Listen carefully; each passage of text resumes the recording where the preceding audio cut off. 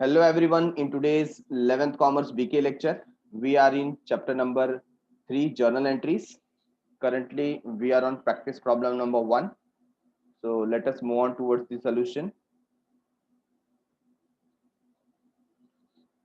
Here in front of you, on the right hand side, you have question number 1 from practice problem. And left hand side format draw किया है जो आपको draw करना है. One by one we will start with the solution. ठीक है. तो सबसे पहला जो है ट्रांजैक्शन बहुत ही इजी है, हमने कई बार किया हुआ है इलस्ट्रेशन के दौरान. ऑन 2019, तो हम यहाँ पर एक कॉमन डेट पुट कर देते हैं 2019 ऑन डेट कॉलम. ठीक है, अप्रैल एंड देन 1 अप्रैल को क्या ट्रांजैक्शन हो रहा है यहाँ पर.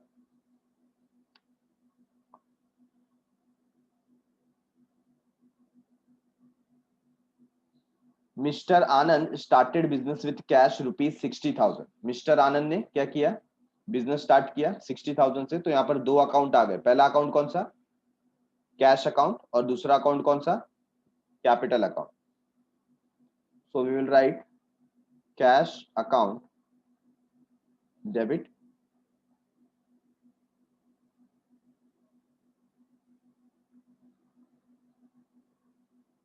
अमाउंट कितना है 60,000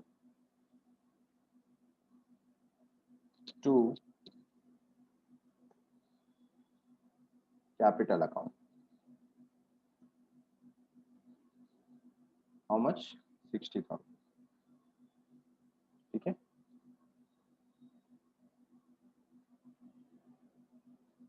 being capital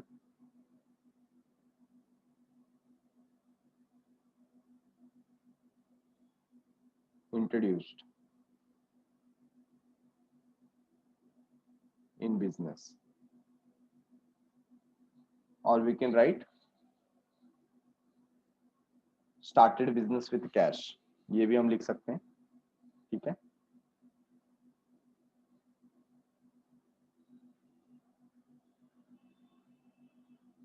So this is we have completed with first journal entry.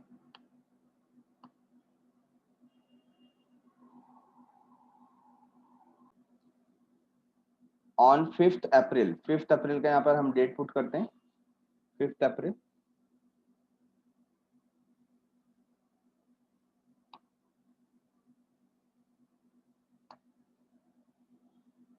क्या हुआ 5th अप्रैल को, चेक करो. परचेज गुड्स फॉर कैश, मतलब क्या है यहाँ पर, cash purchases.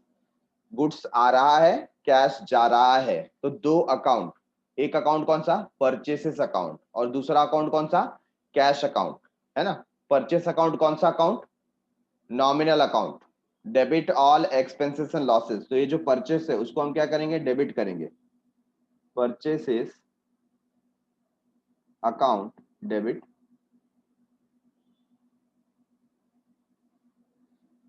How much, 30,000 to cash account.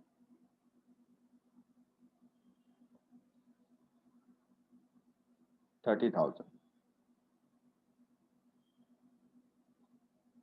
ठीक है ना. Being goods purchased for cash. Very simple.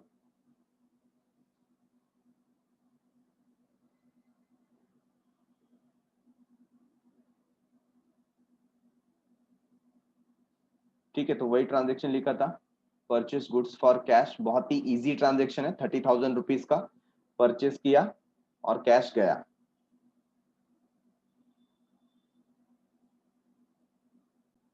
Number 7, तो 7th अप्रैल को क्या हुआ, सोल्ड गुड्स ₹10,000 टू सुरेश. तो यहाँ पर 7th अप्रैल पुट किया. And now you can understand, यहाँ पर कहीं पर भी कैश की बात नहीं हुई. किसकी बात नहीं हुई, कैश की बात नहीं हुई. सिर्फ लिखा हुआ sold goods of ₹10,000 to Suresh. Suresh को सामान बेचा. अगर ये कैश का ट्रांजेक्शन होता जैसे 5th अप्रैल में था, तो हमें कैश के बारे में कहा होता. नहीं कहा है, तो what we will assume, we will assume that this transaction is on credit basis. Credit basis से मतलब उधारी का ट्रांजेक्शन है। उधारी का ट्रांजेक्शन है तो हमें पता है कि अगर कोई ट्रांजेक्शन क्रेडिट बेसिस पे होता है तो हम उस व्यक्ति का नाम याद रखते हैं। तो यहाँ पर किसका नाम लेना है, हमें सुरेश का नाम लेना है। तो दो अकाउंट हमको कौन से मिल गए, एक अकाउंट मिल गया सेल्स अकाउंट, दूसरा अकाउंट मिल गया Suresh account. Now Suresh is personal account. Personal account का रूल क्या है, डेबिट द रिसीवर। तो सुरेश का अकाउंट क्या हो जाएगा, डेबिट हो जाएगा। Suresh account debit, amount 10,000 to sales account, amount 10,000 being goods sold on credit। Goods उधारी पे बेचा, ठीक है ना।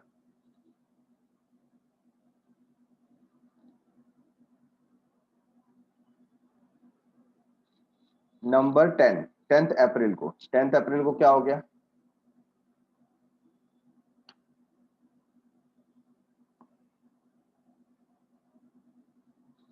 Purchase furniture from mister Govind on credit 30,000। तो यहां पर 10th को हम क्या करेंगे, सबसे पहले हमें क्या सर्च करना है, हमें सर्च करना है account involve.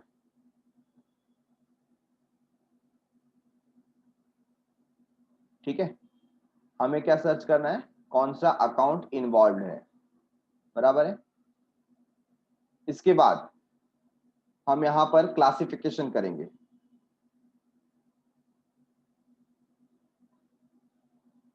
Classification of account, right.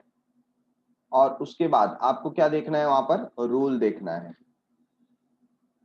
और फिर आप देखोगे कि किसको डेबिट करना है, किसको क्रेडिट करना है। Getting it. तो क्या डेबिट होगा और क्या क्रेडिट होगा, ये आपको पूरा फॉर्मेट अप्लाई करना होगा, तो जाकर के आपको अच्छे से जर्नल एंट्री पास करने आएगा। तो हम जहां पर देख रहे हैं 10th one, purchase furniture from mister Govind on credit, ठीक है ना। सबसे पहली बात, यहाँ पर जो परचेस हुआ है, क्या ये गुड्स का परचेस है या ये असेट का परचेस है, ये किसका परचेस है, तो ये असेट का परचेस है, ना कि गुड्स का। तो जब हम परचेस या सेल लिखते हैं, ये हमेशा स्टॉक के लिए होता है, गुड्स के लिए होता है, ना कि असेट के लिए होता है। तो यहाँ पर परचेस आप नहीं लिख सकते, आपको असेट का नाम लिखना पड़ेगा, एंड दैट इज फर्नीचर। तो आप यहाँ मेंशन करेंगे फर्नीचर, ठीक है ना। हाँ, अगर ये गुड्स का अकाउंट होता तो आप परचेस अकाउंट लिखते थे, बट यहाँ पर ये गुड्स नहीं है, ये एक असेट है। तो what you have to do, आपको असेट का नाम लिखना पड़ेगा, ठीक है। अच्छा, फर्नीचर अकाउंट एक हो गया। नंबर टू यहाँ पर purchase furniture from mister Govind on credit. Credit पे है तो गोविंद का नाम आएगा, तो यहाँ पर मिस्टर गोविंद इनका नाम आ जाएगा, क्योंकि ये क्रेडिट बेसिस पे है, ठीक है। अच्छा, जो फर्नीचर है ये कौन सा अकाउंट है, तो ये रियल अकाउंट है।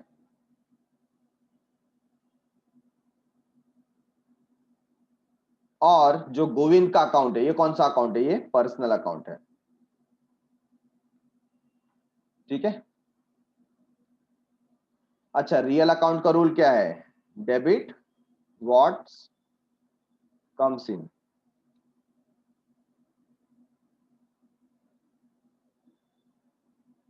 और पर्सनल अकाउंट का रूल क्या है, क्रेडिट इज गिवर, ठीक है। मैं शॉर्ट में यहां पर मेंशन कर रहा हूं रूल के लिए। तो इसके हिसाब से फर्नीचर अकाउंट क्या हो जाएगा, डेबिट हो जाएगा, ठीक है। और क्रेडिट में क्या आएगा, मिस्टर गोविंद अकाउंट,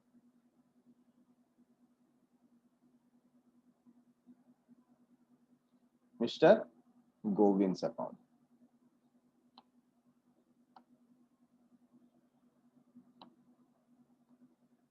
ठीक है।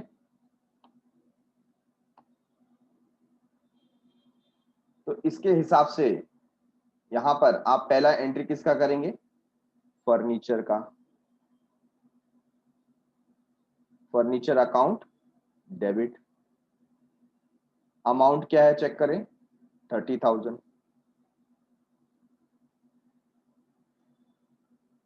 To Mr Bovin's account 30,000 being furniture purchased on credit। furniture purchased on credit।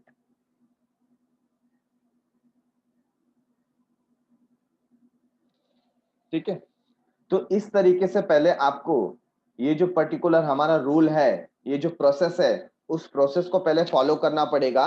Then you will be in a position to answer correctly, तब आपका आंसर करेक्ट आएगा। ओके, चलो आगे बढ़ते हैं। जस्ट चेक नेक्स्ट वन, 15 अप्रैल। 15 अप्रैल को क्या हुआ है, पेड फॉर रेंट, रेंट पे किया है 3,000 and paid by debit card. तो यहां पर क्या दिखाया गया है, rent paid ₹3,000 and paid by debit card. What does it mean, rent paid है तो रेंट हमारा एक्सपेंस है, expense nominal account. Debit all expenses and losses, क्या लिखेंगे, rent account debit. Rent account debit, amount कितना, 3,000। ठीक है, और पेमेंट किससे हुआ है, पेमेंट हुआ है डेबिट कार्ड से, मतलब पैसा बैंक से गया, तो आप क्या लिखेंगे डायरेक्टली, बैंक अकाउंट। क्या लिखना है आपको, बैंक अकाउंट। तो अगर आप इंस्टेड ऑफ बैंक कैश लिख देते हैं तो आपका आंसर रॉन्ग आएगा। ठीक है, because amount is paid through debit card, तो पैसा बैंक से गया है, बीइंग रेंट पेड।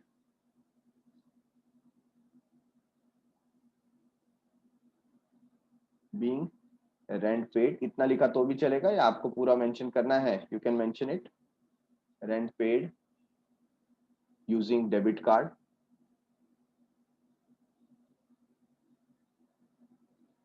21st क्या है, purchase goods from Urmila on credit. तो परचेसेस की ऐसी ही एंट्री ऊपर कहीं पे आई थी क्या, नहीं, क्रेडिट बेसिस पे नहीं थी, इस बार किस पे है, क्रेडिट बेसिस पे है। So first we will write here purchase account debit, purchases account debit, amount is 70,000। बहुत ही सिंपल क्वेश्चन है, इसमें आप देखेंगे कहीं पर हमें जीएसटी वगैरह के बारे में बात नहीं की गई है। ठीक है, टू किससे लिया था, उर्मिला से लिया, क्रेडिट बेसिस पे, तो उर्मिला का नाम आ जाएगा, Urmila's account 70,000 being goods purchased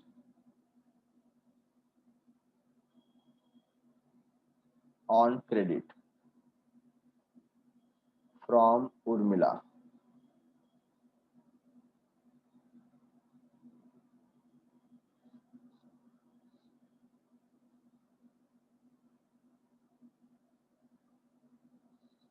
next one, second last, 27th, paid transport 1,000 to United transport.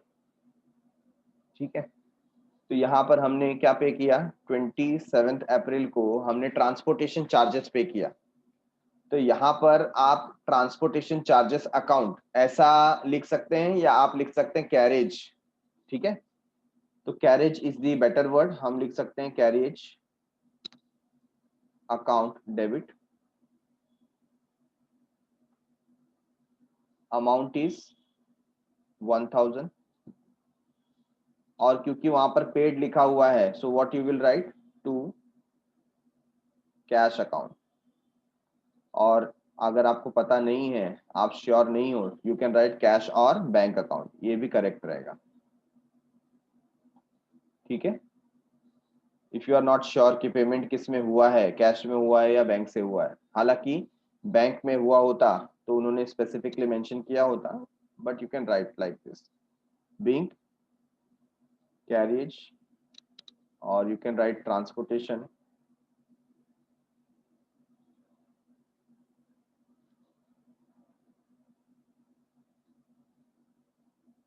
expenses paid, transportation expenses paid.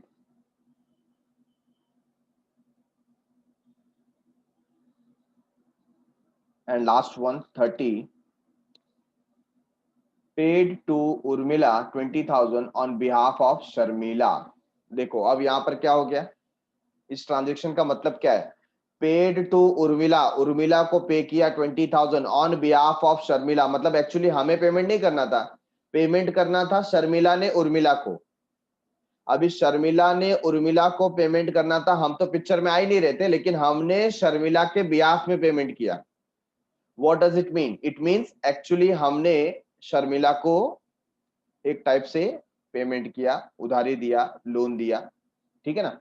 तो हमारा पैसा जा रहा है, ठीक है ना, कहां जा रहा है, उर्मिला के पास जा रहा है। किसके बिहाफ में जा रहा है? शर्मिला के बिहाफ में। तो जब ऐसी बात होती है कि शर्मिला के बिहाफ में हम पेमेंट कर रहे हैं, तो ये पेमेंट हमको किससे वसूल करना है? ये पेमेंट हमको वसूल करना है शर्मिला से, ठीक है ना। तो यहां पर हम उर्मिला का नाम नहीं लिखेंगे, हम यहां पर लिखेंगे Sharmila's account debit to cash account, ठीक है। 20,000 20,000 being paid to Urmila on behalf of Sharmila. तो कुछ लोगों को ऐसा डाउट हो सकता है, सर यहाँ पर एक्चुअली हम लोग ने पेमेंट तो उर्मिला को किया, तो हम लोग ने शर्मिला का अकाउंट डेबिट क्यों किया? क्योंकि हमारा उर्मिला से कुछ लेना देना था ही नहीं, लेना देना था शर्मिला का उर्मिला के साथ, हमने शर्मिला के बिहाफ में उर्मिला को पे किया है कि नहीं। तो हम तो बाद में पैसा ये किससे वसूल करेंगे? हम ये वसूल करेंगे शर्मिला से। हम ऐसा मानेंगे कि हमने ये पैसा शर्मिला को दिया। Getting it? तो इस तरीके से ये हमारा क्वेश्चन नंबर 1 यहाँ पर एंड होता है। We will take the total and total is coming 2,24,000। तो यहाँ पर हम लिखते हैं 2,24,000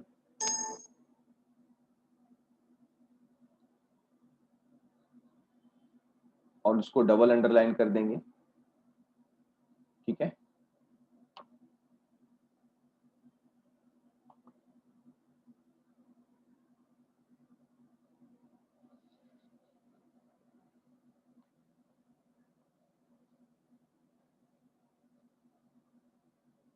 तो इस तरीके से आपको लास्ट में टोटल जब आप लेते हैं तो आपको क्या करना होता है?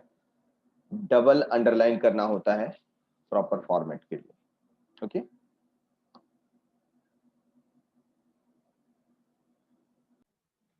So question number 2, journalize the following transaction in the books of Gajanan 2019 मई से स्टार्ट करना है। We will write 2019 May.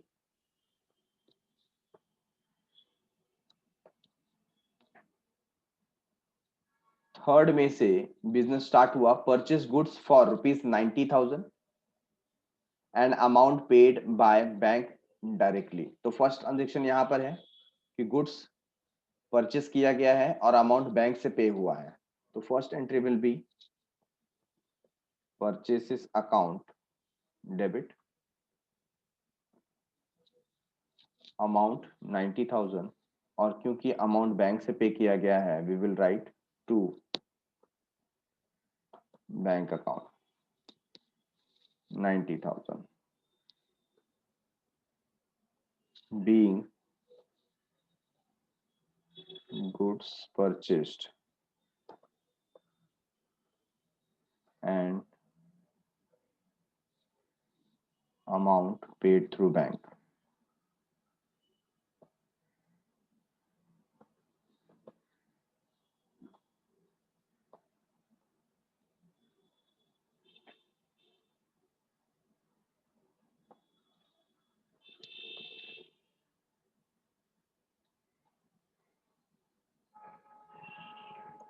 Done with first transaction.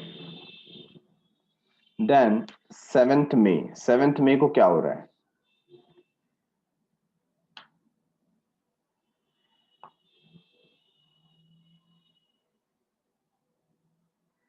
On 7th May sold goods to Satish on credit. एकदम क्लियर इंडिकेशन है, credit basis पे cell किया गया है. Debit the receiver.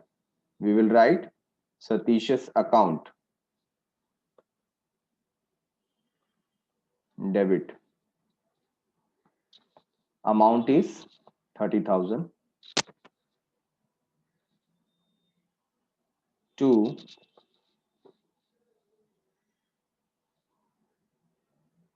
sales. अच्छा, सेल्स क्यों क्रेडिट किया गया? Because it is an income, nominal account. Credit all income and gains.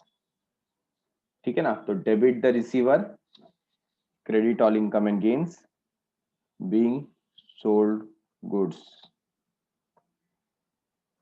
On credit to Satish.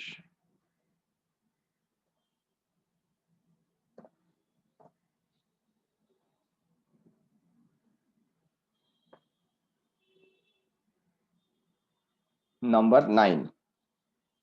तो 9th May को पेड फॉर पोस्टेज, बहुत ही easy.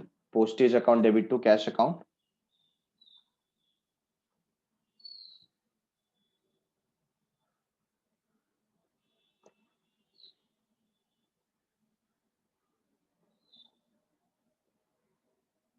Amount is 10,000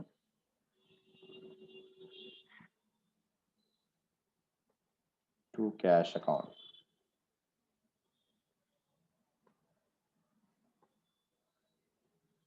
Being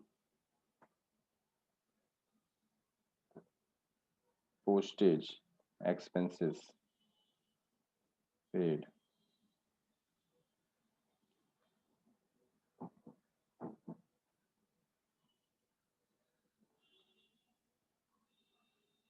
twelfth में paid for wages same आ जाएगा. ठीक है. अमाउंट कितना है? 15,000. इंस्टीड ऑफ पोस्टेज हमें क्या लिख देना है यहाँ पर? We will write just wages. So wages account debit 15,000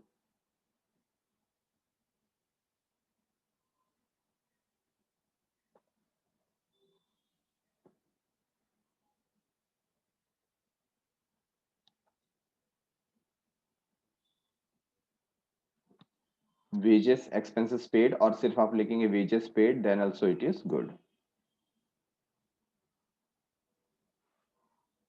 after 12, 15th May क्या हुआ? 15th May को received cheque of ₹30,000 from Sati.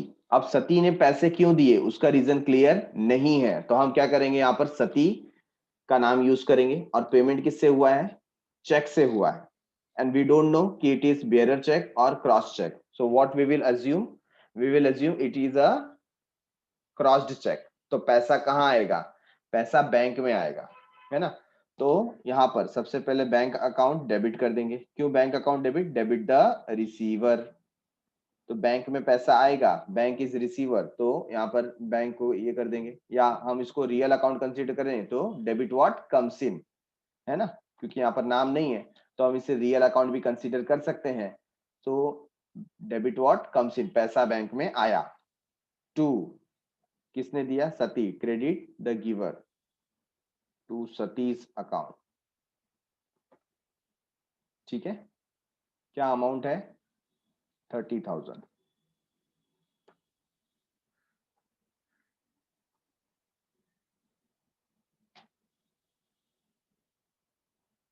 being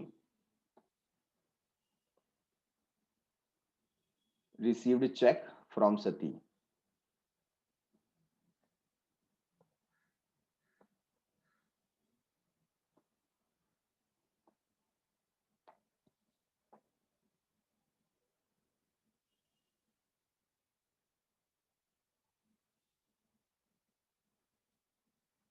Twenty-one.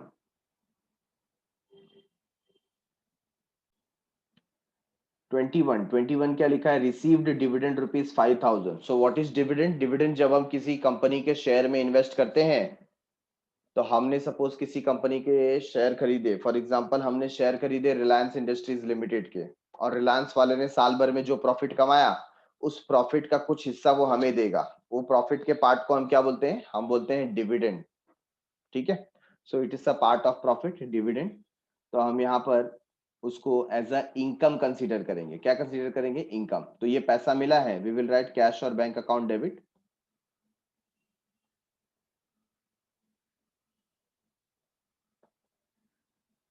Cash और बैंक अकाउंट डेबिट. और क्योंकि डिविडेंड हमारे लिए इनकम है, तो to dividend account.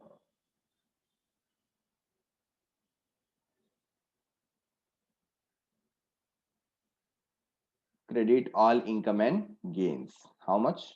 5,000. 5,000 being dividend received.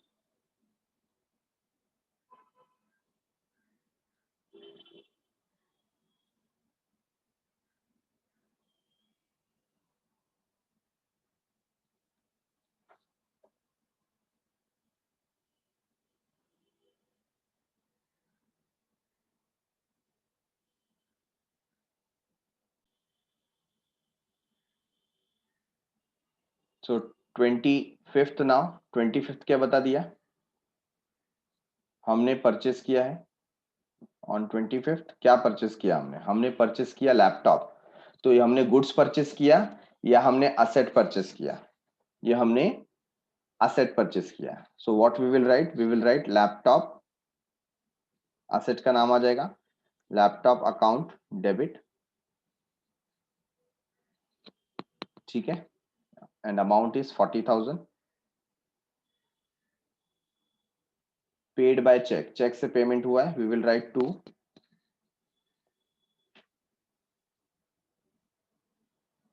Bank account.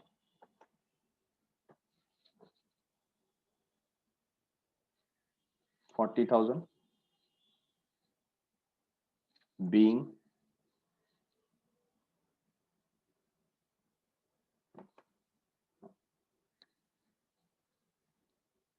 laptop purchased.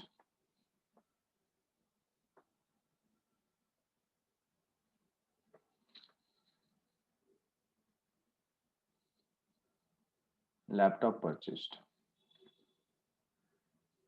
25th के बाद 28.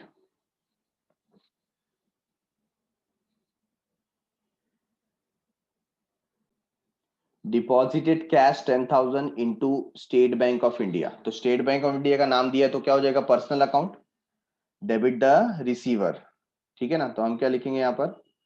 State Bank of India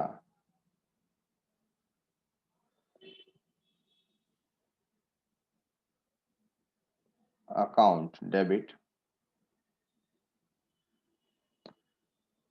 amount 10,000 हमने डिपॉजिट किया है to cash account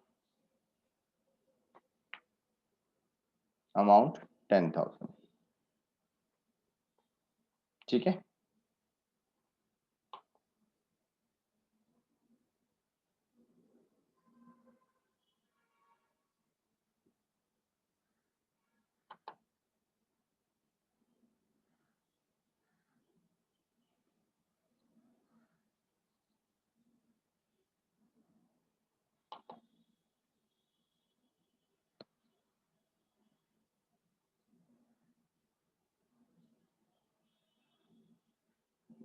being cash deposited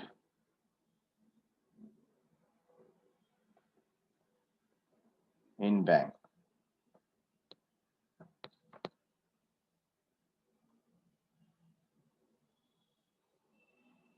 Cash deposited in bank. Now last one, 31st, purchase goods for rupees 40,000 and paid by RTGS. RTGS मतलब bank से पे किया हमने, ठीक है. So we will write here 31st. और क्या परचेस किया? गुड्स. तो क्या आ जाएगा? Purchases account,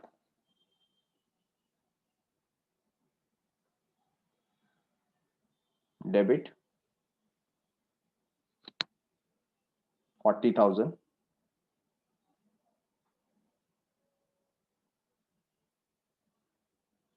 to bank account.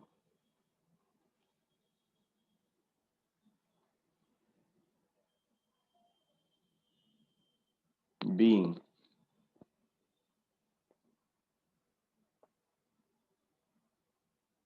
goods purchased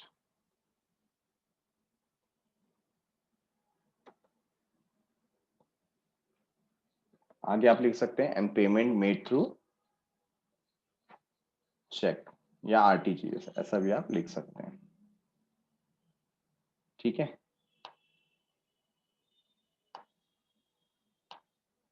तो यहां पर आपका जो टोटल आता है वो है 2,70,000 का.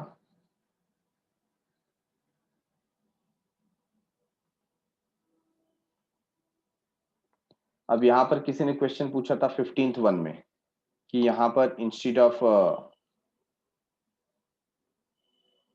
जो बैंक है हम कैश क्यों नहीं लिखते हैं, 15th जो लिखा है हमने, ठीक है ना. तो यहाँ पर हमने एज्यूम किया कि जो चेक मिला है वो हमने डायरेक्टली जाकर के बैंक में डिपॉजिट कर दिया. लेकिन अगर आपका एजम्पशन ऐसा नहीं है, आपका एजम्पशन है नहीं चेक ला के अभी रखा है, अभी तक डिपॉजिट नहीं किया है, अगर आपका एजम्पशन ऐसा है तो आप क्या लिखेंगे? आप वहां पर कैश अकाउंट लिखेंगे, ठीक है. तो ये कंफ्यूजन को दूर करने के लिए I will write here cash और बैंक अकाउंट डेबिट, ठीक है. तो यहाँ पर आपको पहला प्रॉपर एजम्पशन लेना पड़ेगा कि आपका चेक डिपॉजिट हुआ है या नहीं हुआ है. अगर चेक डिपॉजिट नहीं हुआ है तो आप पहले क्या लिखेंगे? उसको कैश अकाउंट लिखेंगे, ठीक है. Getting it? तो इस तरीके से क्वेश्चन नंबर 2 ये भी हमने क्या किया, यहाँ पर सॉल्व किया है. सो समय समाप्ति की घोषणा. Thanks a lot for watching. मिलते हैं अगले एपिसोड में नए क्वेश्चन के साथ. तब तक के लिए बाय बाय, शुक्रिया, शब्बा खैर, सायोनारा.